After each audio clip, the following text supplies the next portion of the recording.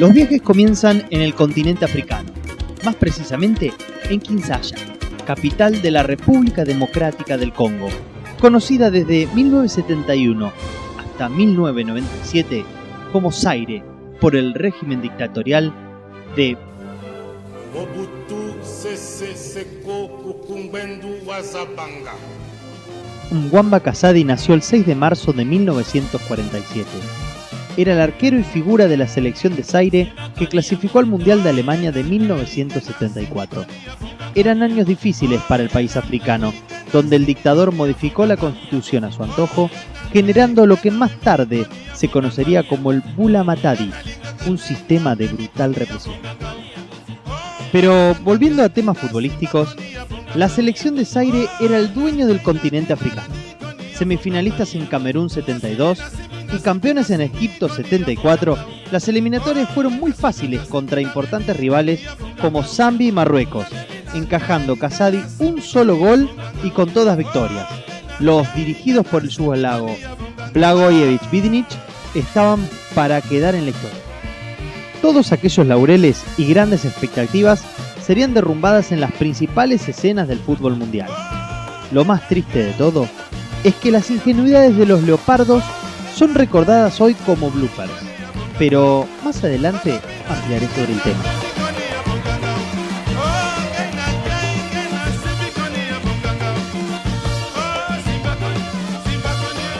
Las diferencias con el primer mundo eran abismales.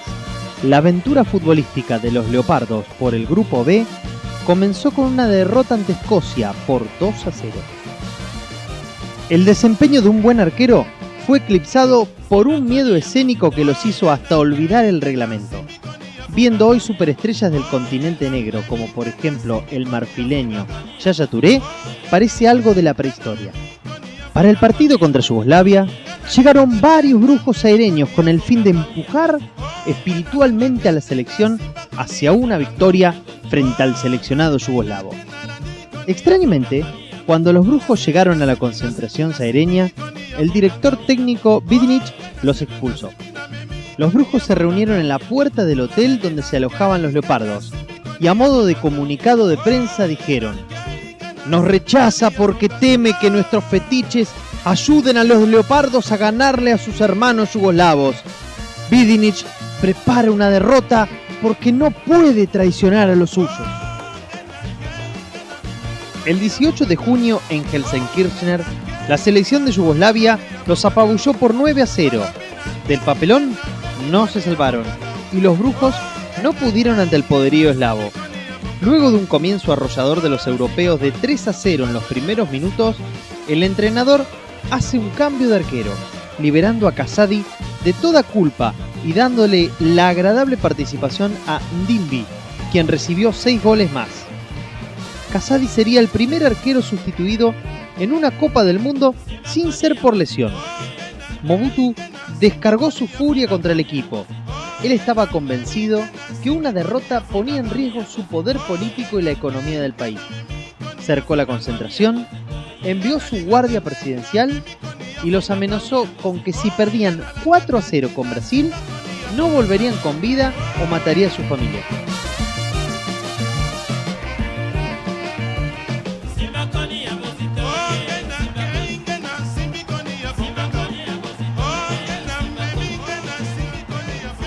El cierre de la participación zaireña en la Copa del Mundo de Alemania 1974 era contra los campeones mundiales de Brasil.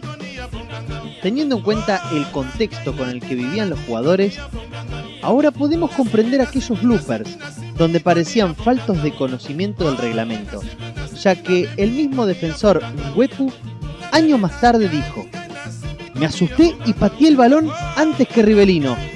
No podía soportar imaginar que nos hagan un gol más. A los jugadores brasileños les grité: ¡cabrones!, cosa que ellos no terminaban de entender".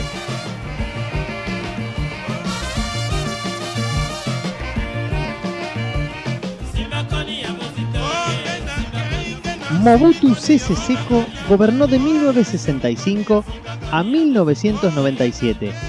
Su fortuna era igual a la deuda externa del país, $5.000 millones. Futbolísticamente hablando, el bueno de Casadi siguió atajando por varios años más para su selección, pero sin pena ni gloria. Falleció en 1996, sin enterarse que un par de años más tarde sería elegido el guardián del siglo, como mejor arquero de la historia de su país y uno de los mejores del continente africano.